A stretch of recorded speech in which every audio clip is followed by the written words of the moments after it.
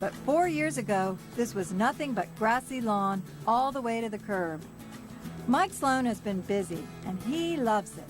He's filled 3/4 of an acre with stunning plant combinations and created dozens of container gardens as well. Although he likes every season in the garden, Mike especially looks forward to July, when his favorite plants come into bloom. Mike, you have a wow moment here with these Casablancas or Casablanca lilies. These are amazing. They're 10 feet tall. They are fun. They take a lot of patience because you've got to stake them, and I've had to work the stakes up as they get taller, because if you don't catch them just right, you know, the tops will sort of droop down. You've got to watch it. That becomes your instant cut flower. So, and they open from the bottom to the top, so you have all those blooms to look forward to. Absolutely. How long of a bloom period do you get out of these? It's about, I think it's 2 to 3 weeks. That's pretty good. Maybe 2 weeks, yeah. A lot of people always ask me that. Well, how long does it bloom? 2 to 3 weeks of these lilies is a lot. I look forward to it every year. Do they make good cut flowers if you dare to come out and cut them? Absolutely. But of course, you know, you've got to cut the pollen off, because it does stain. Yes. And so before I bring it in the house, I try to cut that off. The smell and the scent in the mornings and in the evenings is absolutely beautiful. So well, these are glorious, glorious lilies. I'm tempted to try them. I've never had them, but after seeing yours, I'm tempted. Is this a Pedicides or Gardner? Rice paper. Rice paper plant. Right. That can take over. Yes, and I've got to watch out. I try to pull it, but I love the size of the leaves. They're so dramatic, and it just makes its way in amongst everything else. So. And one of my favorite coleus, Solar Sunrise, that is beautiful, the way those colors, that green and that red and that burgundy, it just... Well, I wanted to pick up the dark color from the... elephant ears. Yes, and then that's a chartreuse giant that's just coming on. Ooh. By the end of the season, these are larger than these. They're really dramatic. Amazing. They're huge. How much sun does this get, this area?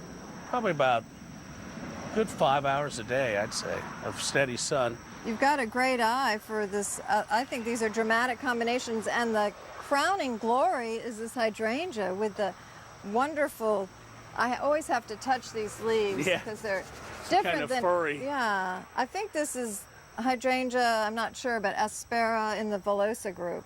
Yes. And those... It's about a week or two past its prime, but it's still beautiful. And, and it's about 2.5 years old. 2.5, and what size was it when you started? Well, when we started, it was about that high. That's a lot of growth in 2.5 years. I think one of the most exciting things about gardening are the serendipitous things that happen. Absolutely. And I know you could not have planned to have this incredible combination with the color of the jet black wonder elephant ears picking up the flower color of the hydrangea. That is stunning. It's beautiful, isn't it? It almost looks like it's marbleized paper. Doesn't it? It's just the way the colors feather in like that. Wow, that looks like a painting when you talk about really painting. does. And this jet black wonder is very happy here, and the leaves have that rich jet black color. The more sun it gets, the darker the leaves get. So it just gets better and better in your garden. Well, it just keeps changing, and that's the fun. Having left one garden, and it was a 10-year garden, was difficult, but I wanted to find a house that sort of gave me a blank slate. And I saw this house on a busy street on a corner, but I saw a brand new opportunity to work, a whole new set of problems. This crepe myrtle looks like it's been here a long time. It has been here. The crepe myrtle and the silver maple behind us. That giant silver maple. Are the only things that were here in the garden when I got here. Everything else has been added in the last 4 years. That's amazing what you can do in 4 years in a climate like this. The purple coneflower, the echinacea with the laura petalum is that's an inspired combination. I think it's the pink from picking up that color in the laura petalum. And I like the Japanese painted fern, and it makes a nice contrast with the loropetalum as well. Now this looks to be a little bit of a shady spot. Is that right? It is. So the coneflower is reaching out to get the sun, but it shows you that you can still grow coneflower in a little bit of shade, and you're still getting really good bloom from it. It seems to like it. It's come back year after year. So did you start just working around in a circle? I had intended to make it a circle, and I really wanted there to be a buffer between the noise that you hear, if not at least visually a buffer. Right. And I wanted the grasses in the front because I knew that there'd be a lot of movement, and I thought it'd be nice to be able to see the grass moving back and forth. And more Casablanca lilies. That's your signature plant, isn't it? I just like it so much. And you're going to have toad lilies coming on later. Those little buds, even I see a couple flowers are starting to open. Yes. And I like the contrast with the gold colors, and this is one of my favorites. There's just concrete under that creeping jenny, but it's accumulated enough soil from the wash to grow. Oh, so it actually just sort of, it's growing on top of the concrete. Absolutely. Came out of a pot and took off. That's a testimony for a tough plant. Yes, it is. Golden creeping jenny. I like it. And you've got it in pots too. Well, I love the way it drapes. What a neat plant this is. This is that broken umbrella plant. Broken umbrella. Almost looks like a hellebore. And of course, I put these in just for the color. So you've got zinnias and akuba. You don't follow any rules of planting, do you? It's really the colors that I'm looking for. I love the black mondo grass. It makes a great contrast. Great little grouping here right on the corner. Thank you. Coming up, it's tissue thin, tough as nails, and comes back every year. This is a hibiscus? Stay with us.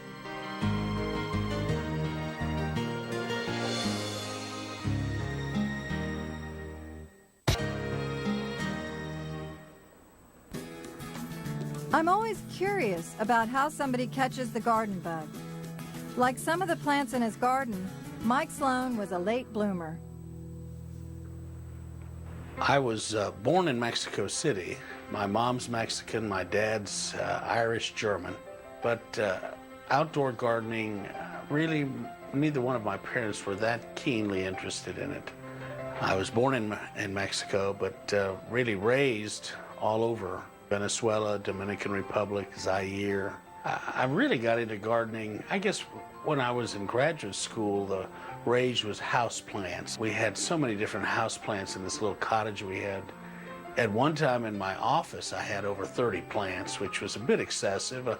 They were rather small, but as my responsibilities have increased, the plants have dwindled. We're standing among the miscanthus. Absolutely. The variegated maidengrass, which is so pretty with this dramatic hibiscus. This really does look like one of those that they describe, almost the size of a dinner plate, a small dinner plate. It's gorgeous, isn't it? Oh, and what cultivar is that? This is called Copper King. Copper King. I guess it's a type of swamp hibiscus. It's perennial. It'll come back year after year. And I think it gets its name from the copperish color of the leaves. When it first comes out in the spring, they're very dark. They tend to get lighter as the season goes on. But I wanted something that could compete with this grass and get high enough so that you could see it. And these will bloom all summer? They'll bloom for at least the next month, I think. Wow. And that color is just so beautiful with that dark red center and the pale white with the red veins. That's a hibiscus I want to grow. Containers are great fun because it's a garden on wheels. You get to place containers wherever you want, and you don't have to worry about the specifics of the soil in that spot. I like containers because it's an opportunity to use different types of plants, perennials as well as some shrubs. That makes it fun and exciting. Mike, you've got these spectacular container gardens, these potted, just colorful combinations of all sorts of plants together, and it makes a wonderful garden right on this hillside. Well, I had wanted to plant here, and when I first started digging, I think this must have been the slag heap for the neighborhood, because the soil was terrible. And although I'm used to amending soil, this was just rock and debris. Too much to take on. Too much. So I decided, well, do the instant garden. And I started buying a couple. I thought, well, I'll put 5 pots, and 5 grew to 7, and 7 grew to this. But I also picked plants because I don't have any irrigation out here. I thought, well, I'll pick plants that can take a lot of heat, and I may not get to watering them every day. Now, some of the pots I ended up, just to get some flowers in, I did put some annuals in, and they do demand a little bit more water, but most of it, as you can see, is cactus or succulents. Succulents. And they're beautiful. They're so textural. I think I like that. Fun. They're very architectural. They don't really even need blooms. You've got those wonderful, that almost looks like a hen and chick up there. Yes. Echeveria. Yes. I've got some sedums in here as well. This is a sedum right here, and it's a lot of fun. And the mandevilla, I wanted the vines in just sort of to blur the edges of the pots. Good solution. The only real problem will be if I can give away enough of these succulents so that they can overwinter in different people's houses. Next, Mike Sloan's over-the-top mailbox planting is just the beginning of his Streetside extravaganza. Stay with us.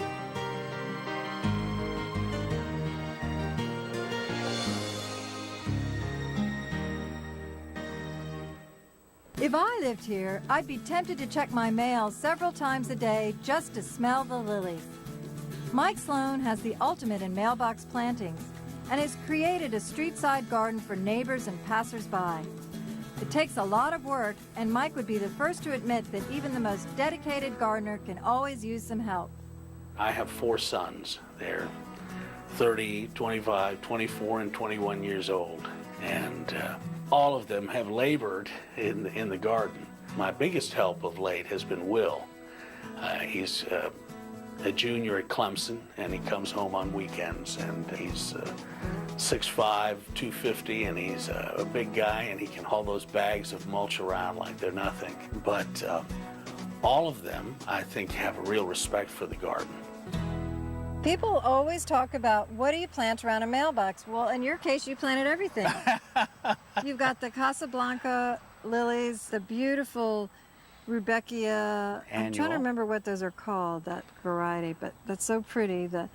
And more of the jet black wonder. Yes. The elephant ears, and that banana really is sort of the focal point here.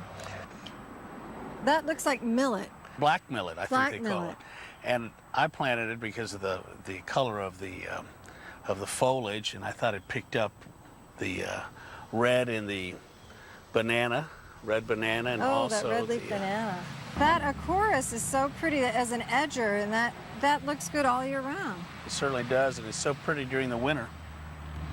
It overwinters well. And I like that you've left the seed head of this wonderful allium. And that was the end of that one. Mike, I'm so sorry. No, that's fine. Oh my gosh. But that is pretty. Is that Christophii? Yes. That is such a pretty Isn't it seed head. Maybe dramatic? I could glue it back. Probably can. It'll probably stay there. Gosh, I feel so bad. No, it's fine. So this is a hot, sunny spot. It's out by the mailbox. And what happens to the banana in the wintertime? It becomes compost. Compost. It's still the wonderful surprises that are the best part of gardening. When you're working and you get up and you look across and you see a vista you haven't seen, or a contrast between a leaf and a flower, it really is painting in so many different elements. We're right out here on the curbside, and you've taken maximum advantage of all your growing space, and you've literally brought the garden to the curb and the street. When I moved in 4 years ago, there was none of this here. There was the crepe myrtle, but all of the cryptomeria and the lelands are new. And lots of sun-loving perennials right out here on the curb. The black-eyed Susan, I guess that's Goldstrom. Yes. Yes. And the variegated miscanthus. I like the contrast, and the chocolate eupatorium is so pretty. That's a Joe Pye weed, really. Correct. So you've got big swaths of color out here, and that seems to work well. Right. This was, I mean, in a way, there's two gardens. There's the garden on the inside, and then there's the garden that's to the outside. And it's a lot of fun. So this one's for my neighbors. This is for your neighbors and the passersby. Right. And you've done all this in 4 years. Yes, yes. Now, what about your soil? Do you have did you have to amend the soil? I've always told folks you can come and have any plant in the garden, just leave the soil, because that's where all the work is. Your texture is really, it's a nice combination, and it's a layered look. I do try to get to weave these different types of plant materials, and I think that gardeners, as they gain expertise, look for the foliage, which is so important, and I like to look at the color. The flowers are always fun, but you're right, the flowers can be fleeting in our hot, intense summers in Georgia. Absolutely. Now, this sedum did great. Now, I tried the ice plant, and it just hasn't done quite as well, although I love the way it drapes into the gutter. street, into the gutter.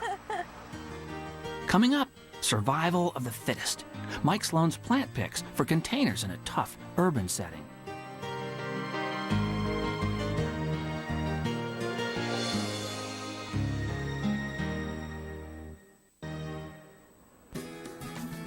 I've heard about people working from home, but Mike Sloan gardens from his office.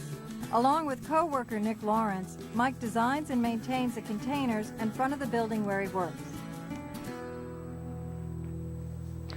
I'm chief counsel for the mass transit authority here in Atlanta. My friend Nick and I work on those pots, and for the first couple of years we tried to just write down what plants we wanted in there and have the contract landscapers who came in and maintained the area to put them in, but we were never happy with the way the pots looked. And so now, twice a year, we go out and they buy them, and then we put them in ourselves. It's been a great deal of fun. A lot of the employees, I think, enjoy it. Oh, it's wonderful. I mean, every single day when we walk up, we get to see all of the different blooms. Everything's so colorful and vibrant, and we love it. People are constantly asking Mike what a particular thing is. I think a lot of us around here who've been here for years have gotten more into gardening because of seeing all these different things out here. We're looking at these incredible hardy cactus here in this huge pot. You are one of the few gardeners that gets to do urban gardening and suburban gardening. You'd have the urban garden at work, and then you go home to your suburban garden. Well, it's a lot of fun, and that's what we try to do with these pots, is make them fun, and we try to pick plants that will deliver a surprise.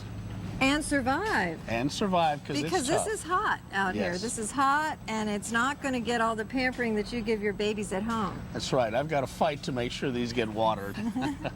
But you've got this hardy cactus. Now, do you leave this out in the container all year long? It has overwintered 3 years. 3 years, that's great. It started off small, and it apparently likes I suspect the building retains some heat, and that's why it's prospered so. And you've got, this is that wonderful marguerite, sweet potato, and the zinnia, eucalyptus. You're having a lot of fun in this container. Absolutely. Lantana. Not only do you have a hardy cactus, you've got this wonderful vine, the Dutchman's pipe, and here's the little pipe, and there's the front. That is incredible. It's part of the surprise here, and these flowers are so spectacular. They are. It's fun to combine vines and annuals and all sorts of things in pots. I think it's an opportunity to break the rules. Absolutely. And I love the way it gets all tangled up. Now, at the end of the season, it'll take a little bit of cleaning up, but it'll do. Well, these are testimonies to plants that will survive in hot, tough environments and look good. This is going to look good until frost. Absolutely. Gardening is and I was thinking about, I think it's almost like a love of work. You're working and you're just on task. And it is such a joy because you're truly engaged in what you're doing. It's labor, but it's also serendipity. It's also surprise. It's really a great joy.